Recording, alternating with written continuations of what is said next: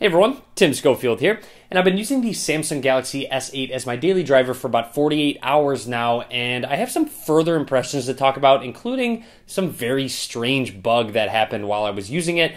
Anyways, let's go ahead and get into some further impressions of the Samsung Galaxy S8. I'd like to start with design, and here's the silver variant of the Galaxy S8, and this is actually a Verizon model as well. And first of all, it looks awesome. As I have talked about in other videos, there's really no complaining about the visual appeal of the Galaxy S8. Now, with these rounded corners, it's worth noting that it is a little bit more difficult to hold on to the sides than maybe another phone that does not have the rounded sides. And of course, on the back of the device is that fingerprint scanner, and there's really no way around saying this. I don't like the placement of it next to the camera right there.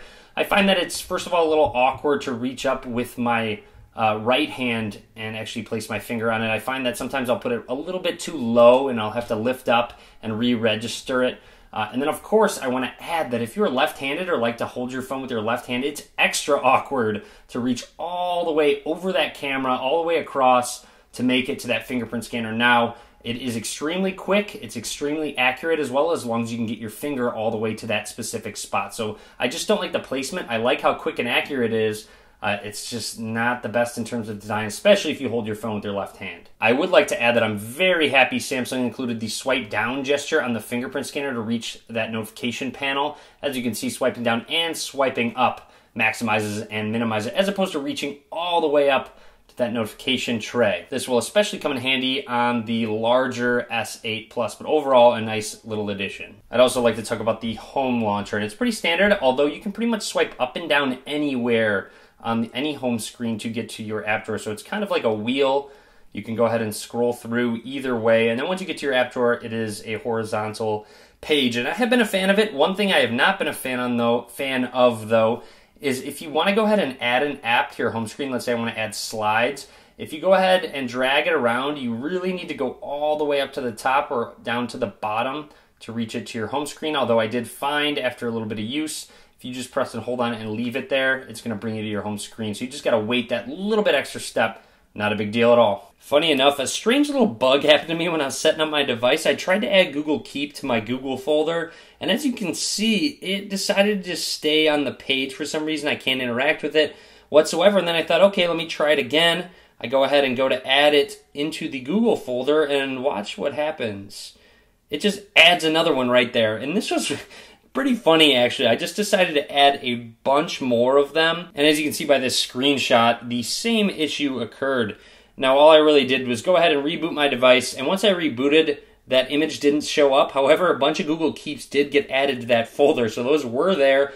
And since that little issue, I have not been able to replicate it, so it hasn't been a big deal for me. It was just pretty funny that it had happened. Kind of makes me think Samsung was trying to take a page out of Windows Book and adding a little feature to the Touch with Skin. Next feature has to do with the edge screen, and it is edge lighting. It's a nice little animation that occurs when you get a notification. You can choose to have it when your screen is on, off, or always, and you can also customize it on a per app basis, which app you would like for it to occur on. Now I'm going to send myself a text, and I want you to watch the edges, watch the quick little subtle animation that occurs. You'll see down at the bottom as well, that little blue that shows up. And also, if you didn't see, let's go ahead and check out that messaging app animation when you get a notification as well. So I'm going to send myself another text, drops down, shows up, and then minimizes as well. So a nice little animation, very smooth, very fluid. I'm also noticing because of that display ratio, some apps need to be resized. For example, Relay for Reddit, you'll see a big black bar at the bottom and top of this app. So you want it to use the full screen. So you go ahead and jump into settings, you go to display, and then what you need to do is go to full screen apps, where you can just choose all the apps that you'd like for it to be full screen. So if I go all the way down, find Relay, and I check that box. Now you see, keep an eye on this app may not work properly in full screen. I haven't ran into any issues with any app not working in full screen. So if I go back into Relay, it's going to reload it, and now you'll see it's completely full screen, goes all the way down to those nav bars, and runs into the top in that status bar. Also make note that when watching a video and you tap on the screen, you get an option to kind of expand and crop to fit that video so it fits that full display size, and of course you can have it fit to screen as well. So you have a couple of options. I also want to show off that home button and utilize when in full screen. So if I press firm, so I need to press harder than I would on a capacitive button, right where that home button is, you'll see it takes me back to that home screen. Now there's been a little confusion about this home button and actually what's supposed to replicate a physical button, and I'll show that now. Now the best way for me to show this off is with my device on the table here, and my mic is right next to it. Hopefully it picks it up. Here's what a capacitive button sounds like.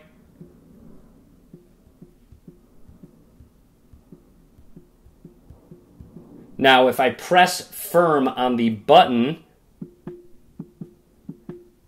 you'll hear it acts as more of a button press as opposed to...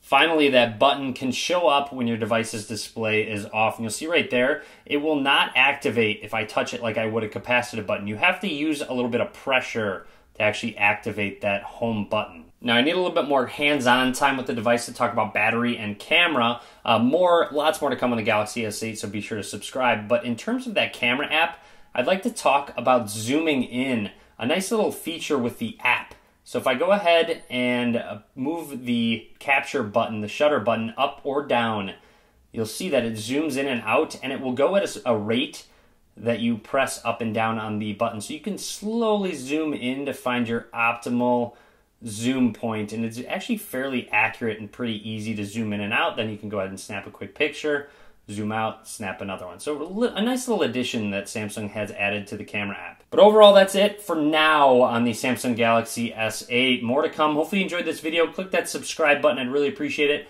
Also, be sure to give this video a thumbs up. And as always, guys, thank you very much for watching.